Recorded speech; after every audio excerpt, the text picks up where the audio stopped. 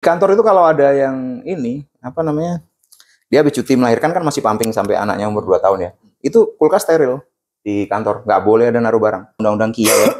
Ini spesifik 1000 hari pertama. Untuk ini ya, untuk stunting itu 1000 hari pertama. Bisa dipercepat. Kalau suaminya bisa mijet, bisa bikin relax, itu.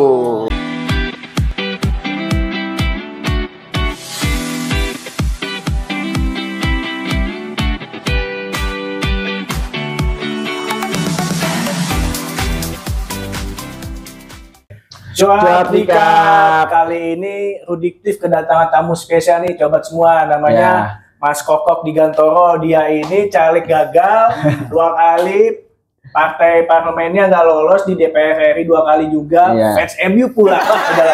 Kita mau ngebahas apa nih Mas? Saat Mas ini kita sebenarnya lagi pengen ngebahas mengenai isu ya, yang lagi tren saat ini itu mengenai cuti melahirkan. Gitu. Jadi kan undang-undang sekarang baru ini kan 6 bulan, misalkan di bulan. Undang-undang apa itu, Mat?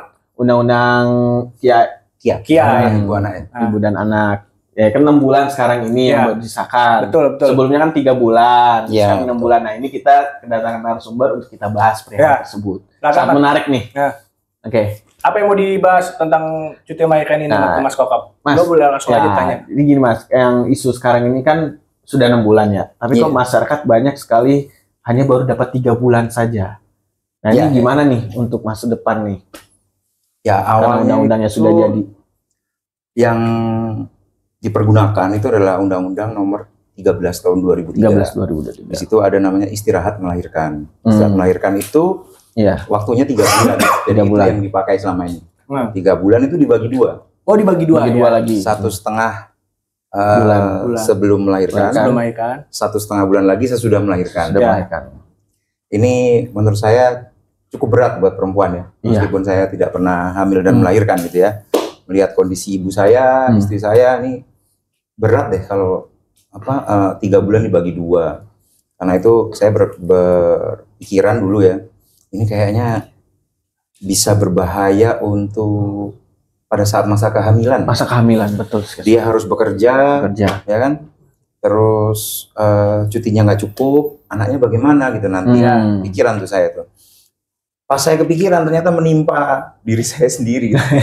Istri saya pada saat mengandung anak pertama berat sekali ke kantor, bawaan bayi. Berat. Mual. Itu kalau boleh tahu Mas, istrinya Mas ini pegawai swasta apa ASN? Swasta. Jadi swasta. Habis itu dia nggak kuat, dia ngomong sama saya. Kayaknya mesti resign deh, karena dia lebih pilih anak. Terus saya bilang, ya sudah resign saja, mau bagaimana lagi kalau kita mikirnya anak itu. Di mulut ngomong gitu, di hati ya nangis juga ya. Nangis lah. Single income itu berat kawan. Betul sekali. Single income ini berat ya, dalam hati. Ya sudah, kamu resign, gagah banget ya. Itu tahun berapa Mas? Kalau 2004. Oh 2004. Setahun setelah menikah. Udah nyicil rumah ya kan. Waduh, berat. Terus saya ngomong sama istri, suatu hari nanti saya akan punya perusahaan. Saya mau cuti melahirkannya itu 6 bulan. Biar tidak ada lagi orang di sekitar saya mengalami nasib seperti kamu. Jadi tetap bisa bekerja, tetap bisa beristirahat, melahirkan anak, dapat anaknya dapat kasih sayang yang cukup gitu. Istilahnya cukup lah. Jadi pikiran saya cuma itu gitu. Istri saya senyum aja, dua-duanya gembel dari itu ya. Segembelnya Mas Kokok gimana kami berdua kan? Saya juga masih karyawan ya. Ya 2004, terus 2013 bikin perusahaan. 2015 saya bikin kebijakan cuti melahirkan 6 bulan. Karena ada karyawati yang lagi hamil kan. Kita bicarakan, perusahaan masih rugi tuh. Tapi mulai ini. Gua potong dulu Mas. Ini biar warganet nanti nonton ini. Nah ini perusahaan apa Mas? Di bidang apa? Nama perusahaannya apa gitu? Dimulai dari kapan gitu Mas? Doxing kan? Bukan doxing. Itu kan kalau doxing kalau alamat pribadi Mas, nomor WhatsApp Mas gitu. Kalau ini kan enggak. Ya, kantor saya namanya Opal Communication. Kita bergerak di Strategic Communication Consultant, konsultan PR. 2013 2013, 2015 ada karyawati yang hamil. Saya jadi ingat janji saya ke istri saya. Wah, mantep. Nah, akhirnya kita bikin 6 bulan. Saya bingung habis itu. Kan harus meyakinkan partner kan. Gimana ini? Akhirnya rapat sama partner. Bertiga kita rapat. Cuti melahirkannya saya mau 6 bulan. Ternyata setuju semua. 5 menit selesai. 5 menit selesai. Biasa sekali nggak tuh? 6 bulan. GM Finance-nya kita panggil. Gimana keuangan? Sanggup nggak? Ya perusahaannya masih rugi, sanggup sih sanggup gitu. Ada sih ada uangnya. Mepet tapi ya sudahlah, jalan aja. Cuma satu juga karyawati yang hamil kan. Udah kita umumkan ke karyawan akan ada cuti melahirkan 6 bulan. Terus yang apa? Yang cuti nanti akan digantikan karyawan temporer gitu. Nah, itu ternyata menolak karyawan yang lain, bukan menolak cutinya ya. Menolak ada karyawan temporer. Alasannya? Mereka mau absorb bebannya, jadi berbagi beban. Jadi kantoran udah gaji 6 bulan kan, full kan. Terus bebannya dia kan harus digantikan orang lain. Betul. Nah, bebannya itu diabsorb sama yang lain. Ini kebetulan dia ngurusin keuangan, pajak sama apa itu dibantu sama yang lain. Jadi saya nggak keluarin extra cost untuk apa? Untuk karyawan temporer. Hebat juga itu berarti Mas, karyawanmu itu mau berbagi beban. Ya, mungkin mereka juga mikir ya. Ini bosnya agak sinting ya, kita kayak ikutan sinting gitu. Ya mereka bantunya begitu ya, sudah jalan sampai sekarang gitu. Tapi ini termasuk bagus juga sih Mas. Maksudnya Mas masih mau bertanggung jawab lah gitu. Banyak sekali perusahaan-perusahaan lain yang bodoh amat malah, wah kalau itu keluarin aja gitu. Ya. Itu kan dia sangat disesalkan sih sebenarnya gitu. Iya sih.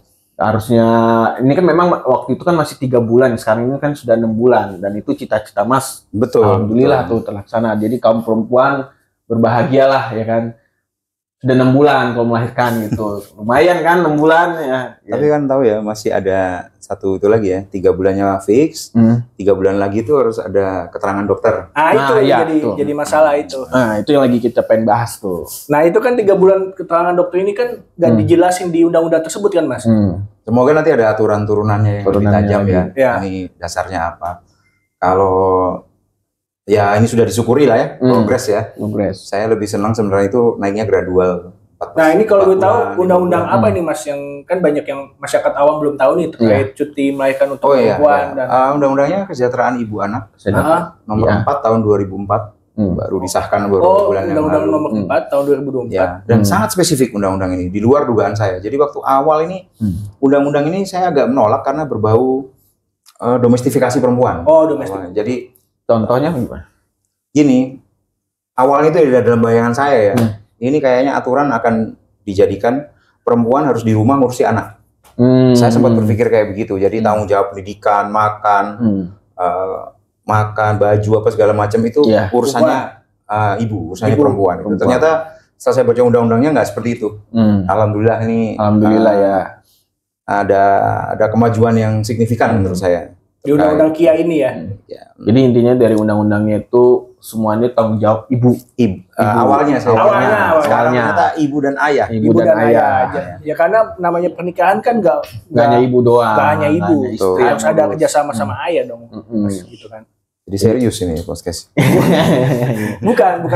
Soalnya ini pembahasannya serius banget. Jadi harus dibahas. Nanti kalau bercanda nanti kita diserang feminis Mas. Bahaya. Ini saya ulang berkali-kali ya. Ini semua jadi tanggung jawab ibu kalau di Indonesia itu. Anak sekolah tanggung jawab ibu, makan harus tanggung jawab ibu, rumah bersih-bersih ibu, anak nakal ibu, anak nggak bisa baca ibu gitu.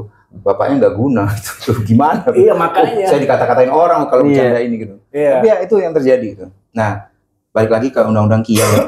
Ini spesifik 1000 hari pertama. 1000 hari pertama. Sampai 2 tahun ya. Itu penting ya. Untuk ini ya. Untuk stunting itu 1000 hari pertama. 1000 hari pertama. Untuk supaya anak tidak stunting itu kondisi paling penting adalah 1000 hari pertama. Bukan 1000 hari pertama itu gagal, ya kan? Itu susah diperbaiki gitu. Jadi 1000 hari pertama itu penting. Harus ada gebrakan eksklusif segala macam ya. Di lapangan seperti apa gitu. Kan ibunya jadi fokus ASI eksklusifnya karena cutinya cukup kan. Betul.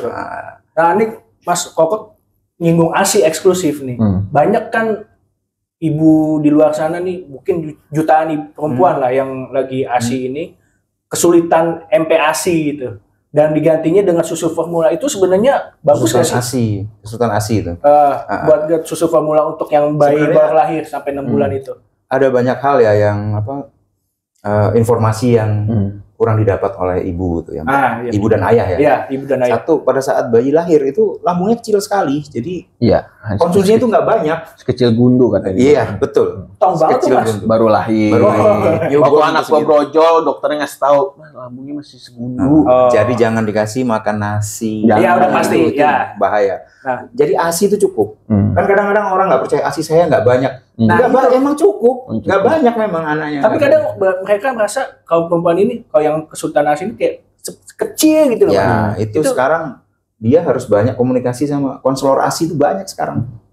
Terus di undang-undang KIA yang baru itu udah mulai ada gebrakan juga tentang donor ASI. Donor ASI. Donor ASI itu juga sangat membantu. Untuk mendapatkannya? Iya, diatur di undang-undang. Ada aturan turunan kan. Banyak yang masih khawatir kan.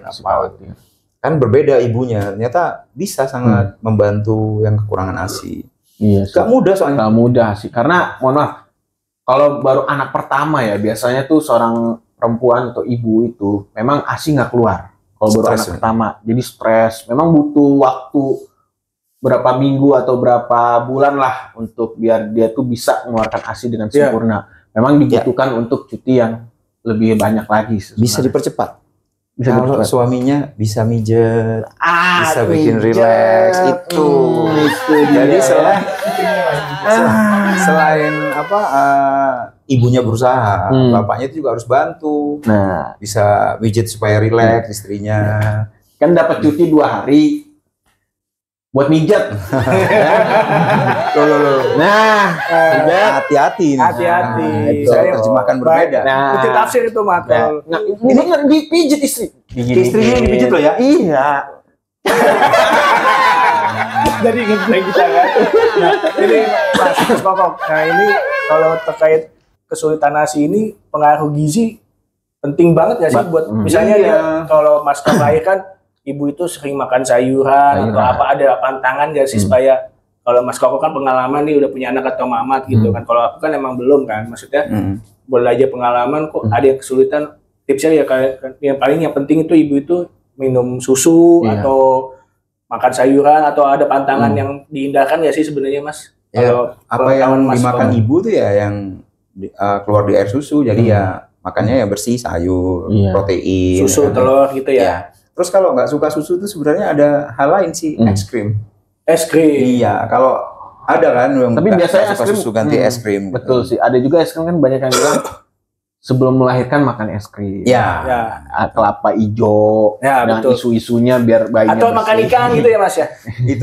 itu nggak tahu saya itu berhubungan apa enggak, karena istri saya juga melakukan itu. Saya juga nggak tahu itu dasarnya apa yang. Termasuk makan ikan juga ya? Ya, ikan protein kan. Ikan protein ya. Tapi kalau undang-undang itu untuk suami itu masih 2 hari Mas atau berapa? Iya, 2 atau 3 hari gitu. Itu kurang ya menurut saya ya. Sangat kurang. Pengalaman saya pribadi waktu anak saya lahir 2 hari itu saya nggak fokus untuk ke istri atau anak saya.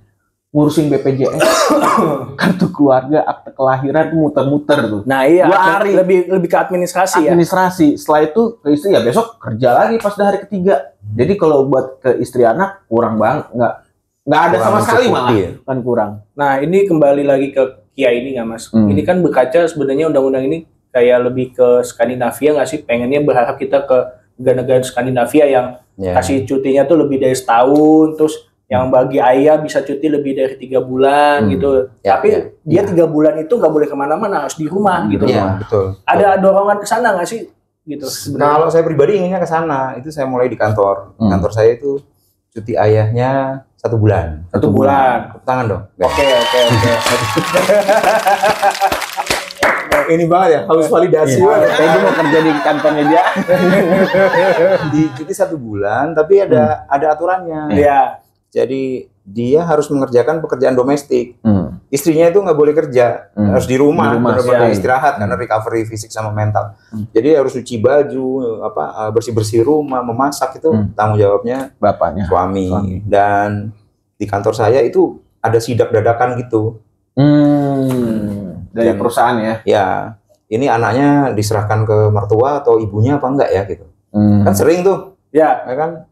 Terus kalau misalnya sidak kantornya Mas Kokok, terus ketahuan nih suaminya ternyata nggak menjalankan domestic SP2 itu. SP2 langsung. Enggak SP1. Waduh. Jadi ya ini agak serius, agak serius kalau ngambil ya memang kayak begitu. Boleh dikasih ke mertua atau orang tua, tapi nggak boleh terlalu sering. Tetap harus dipegang sama ayah ibunya. Terus harus kerja benar-benar domestik di rumah. Istrinya bisa telepon saya kalau tiba-tiba ternyata suaminya pergi mancing bareng sama teman-temannya, bukannya ngurusi. Tapi nggak ada kan kasus itu di? Nggak ada. Tiba-tiba nobarnya MU ya kalah. Senin uring-uringan.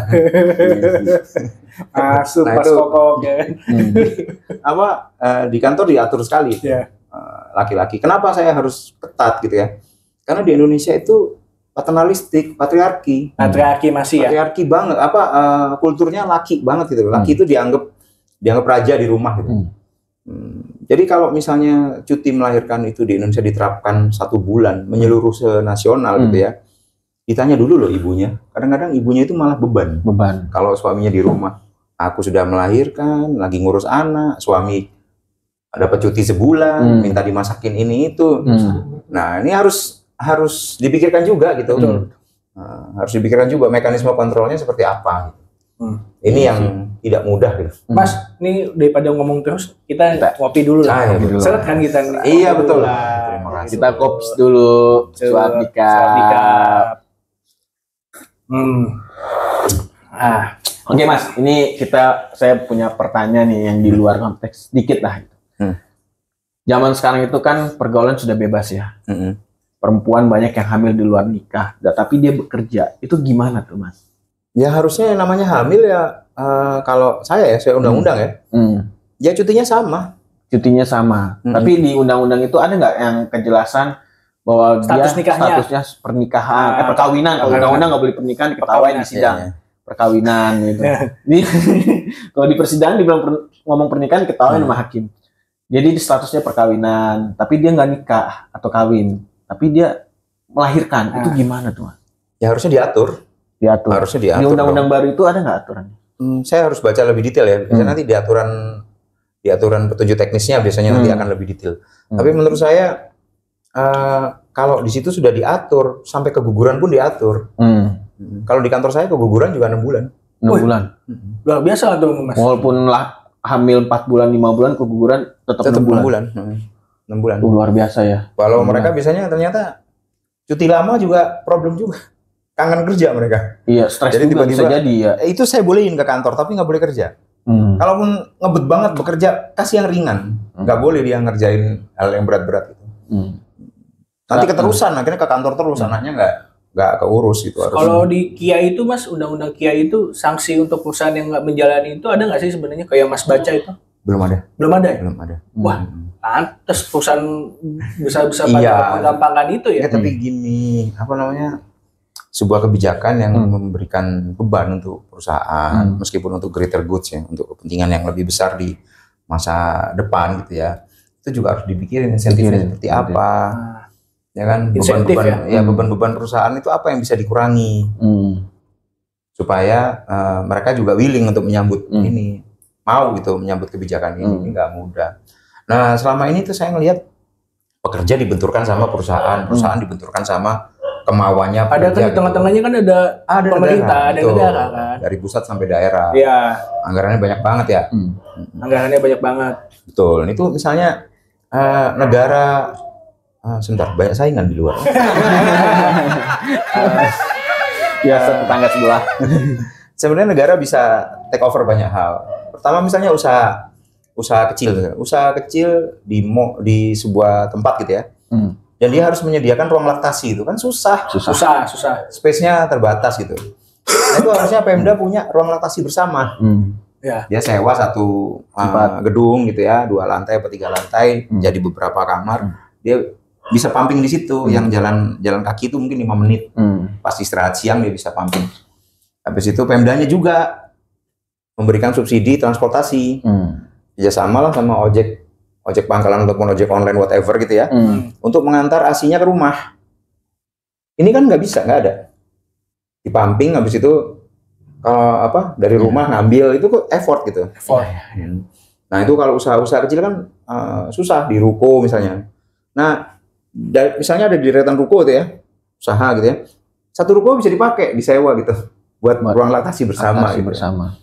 Ya kan, nextnya nanti ruang laktasinya sebelahnya daycare misalnya. Daycare yang harganya terjangkau atau bahkan gratis untuk pekerja dengan gaji UMR misalnya. Kalau masalah daycare lagi viral banget dong ini beberapa kasus ini kan.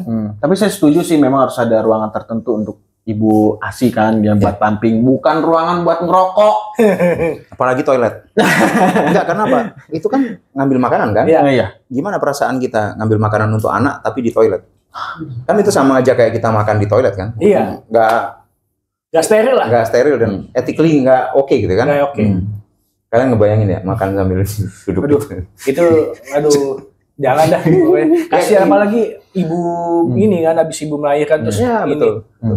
Di kantor itu kalau ada yang ini dia habis cuti melahirkan kan masih pumping sampai anaknya umur 2 tahun ya.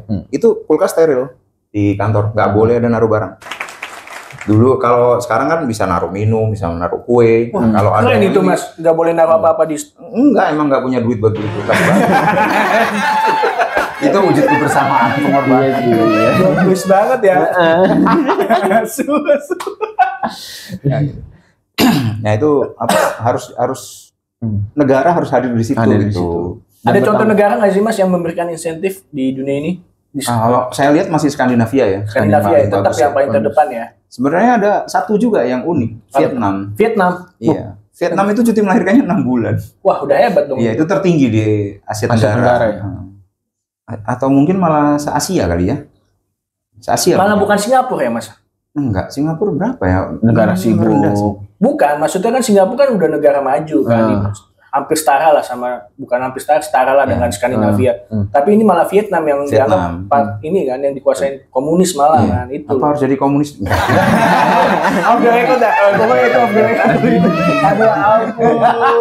Ngeri. Yang punya podcast ngeri. Intinya negara yang kayak gitu aja menerapkan seperti itu ya. Kita yang orang suka teriak-teriak demokrasi hak asasi mana? Ya mantap juga itu. Yang lebih lucu lagi tuh aku pernah dipanggil wakil Dubesnya Swedia.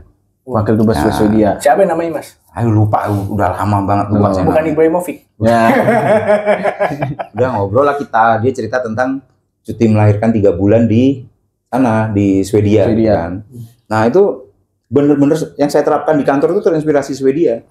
Jadi bener-bener bapaknya tuh harus nyuci popok, harus apa itu gatuan 3 bulan. Gatuan 3 bulan. Jadi dikenal di Swedia itu ada Papa Latte. Papa Latte itu bapak-bapak bawa anaknya di stroller, anaknya di situ di taman sambil minum latte itu bertiga berempat sambil ngobrolin nasib mereka.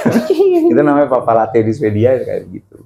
Nah aku nanya ke dia kan, kok bisa sih cutinya begitu panjang? Ya, dia yang ngomong startnya itu dari cuti melahirkan. Cuti melahirkan di Swedia itu kan setahun lebih ya, 1 tahun 3 bulan, 1 tahun 4 bulan, lama sekali. Nah dia ngomong sama aku kuncinya di 6 bulan. Jadi yang penting 6 bulan itu cuti melahirkan 6 bulan itu duluan. Habis itu ditambah lagi sebulan setiap paralel ya. Setiap satu periode pemerintahan tambah lagi sebulan. Kuncinya itu di 6 bulan. Kayak gitu. Baru kemudian untuk keseimbangan baru cuti ayah. Nah, terus aku nanya ke dia kan, di Swedia itu cuti melahirkannya dimulai tahun berapa ya gitu. Saya lahir tahun 75. Waktu itu ibu saya sudah dapat cuti melahirkan 6 bulan. Di Swedia tuh. Iya dong. Tahun 75. Iya, saya bilang, ini gimana kita ngejarnya ya? Jauh banget ya. Jauh Mas. Jauh Bang. Kalau dilihat sendiri ya, indeks pembangunan manusia, IPM-nya Skandinavia itu tinggi. Tinggi dan termasuk ini kan negara yang bahagia kan. Contoh kayak Norwegia gitu kan, Swedia. Dan tahu nggak Swedia itu jumlah penduduknya itu 10 jutaan. Lebih. Ya mungkin nggak sampai 20 juta, iya, 19 juta lah. Ya, 19 juta. Tapi pendapatan domestik brutonya itu setengah Indonesia. Gedean kita sih memang PDB, tapi dia jumlah penduduknya segitu. Iya. Kita banyak yang harus dikasih makan juga. Kalau di sana ya dikit lah ngasih makannya gitu, pajak gede. Tapi kan kalau kita kan pajak gede teriak. Nah itulah apa namanya. moral of the story, urusan anak yang disiapkan dari tahun 75 itu, ya kan, panennya sekarang gitu. Indeks prestasi manusianya tinggi, segala macam. Kita kalau nggak start, ya kan, nggak ada progres yang serius, ya terlambat banget generasinya disiapkan. Betul. Dan tahu nggak kondisi sekarang?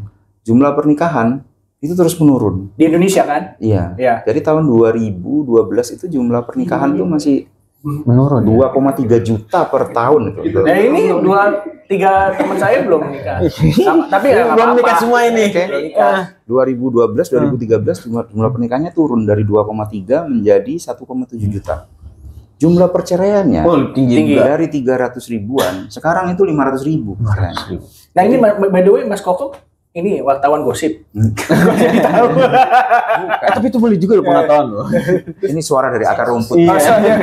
Jadi jumlah pernikahan yang menurun, jumlah perceraian yang meningkat, akhirnya jumlah generasi mendatang itu akan jauh lebih rendah. Lebih rendah. Benar nggak? Tapi jadinya malah ledakan demografi penduduk itu gimana Mas? Enggak, ledakan demografi, yang bonus demografi itu akan dinikmati tahun 2030 atau 2045 ya, lupa aku. Ya. Kita segitu. Nah setelah itu kita akan dikrising. Oke. Nah apa yang terjadi saat itu? Kan beban berkehidupan tuh makin berat ya. Makin berat jelas. Maksudku dibanding masa saya muda gitu ya, berapa puluh tahun yang lalu ya. Tua kok ngaku. Tantangannya itu jauh lebih berat sekarang. Jadi generasinya harus lebih siap. Generasi yang siap itu harus dipersiapkan dari dalam kandungan. Sampai lahir segala macam. Jadi harus dapat limpahan kasih sayang yang cukup, gizi yang cukup, perhatian yang cukup gitu. Supaya bisa menghadapi tantangan yang lebih berat di kemudian hari gitu. Ini kita masih bisa bekerja kan? Betul. Tantangan ke depan itu 70%, 80% robot.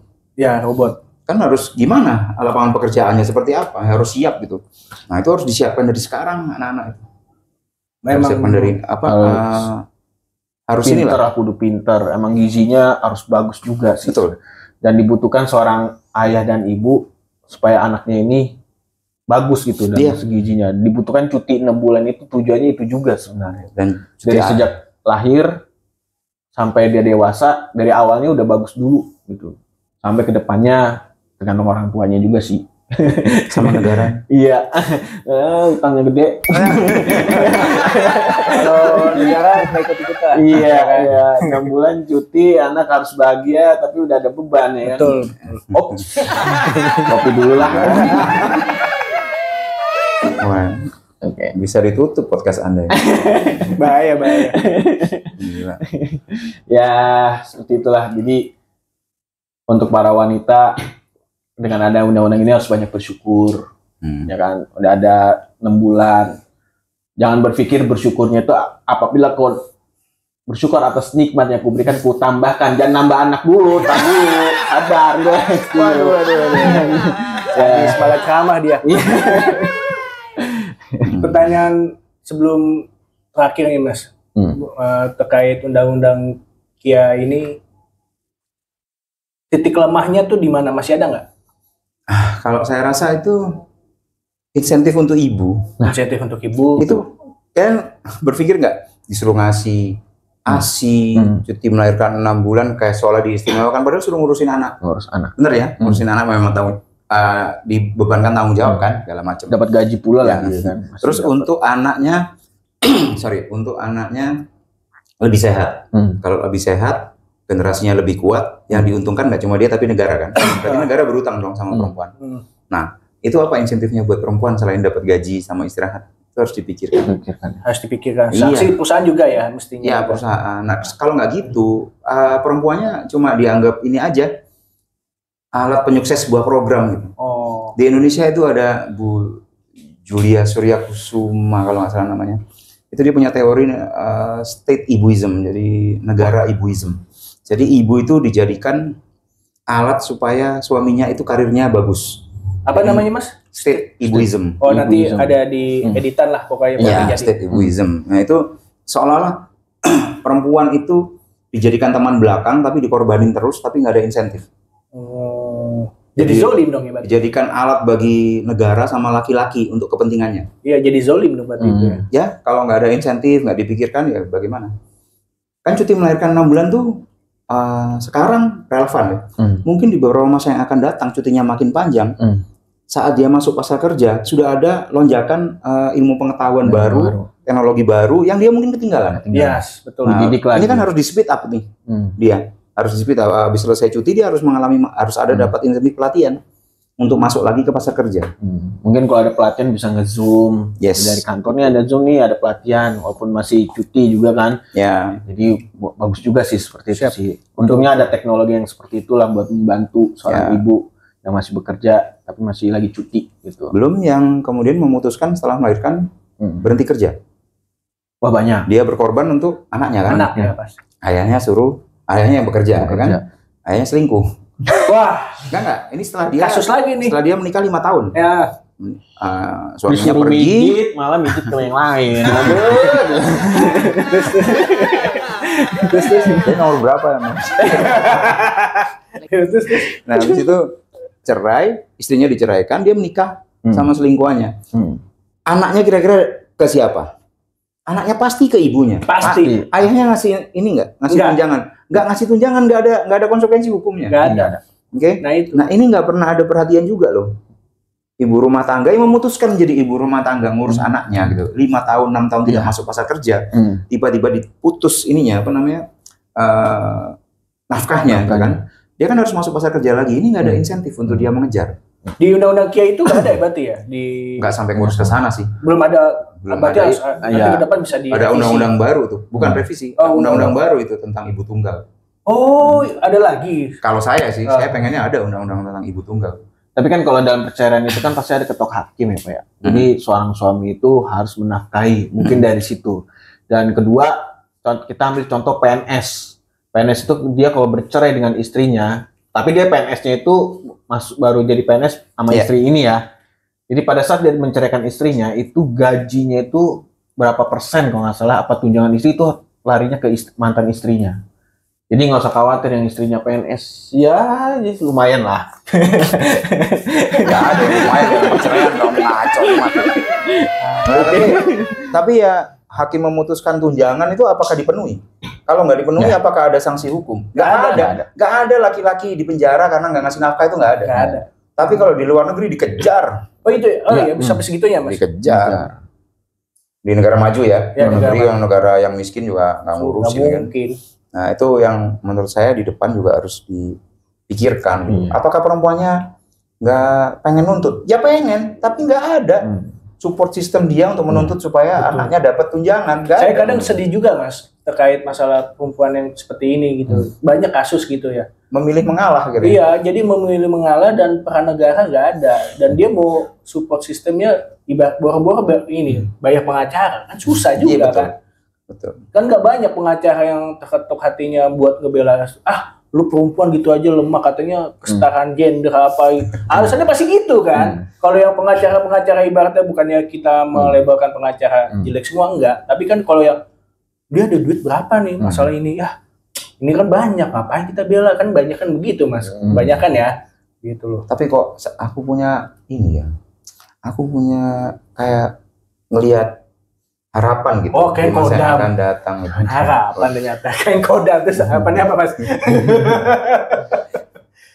Kodamnya ini apa? Kodamnya Cindo, mukanya sebelnya tuh teman saya, cenderungan saya.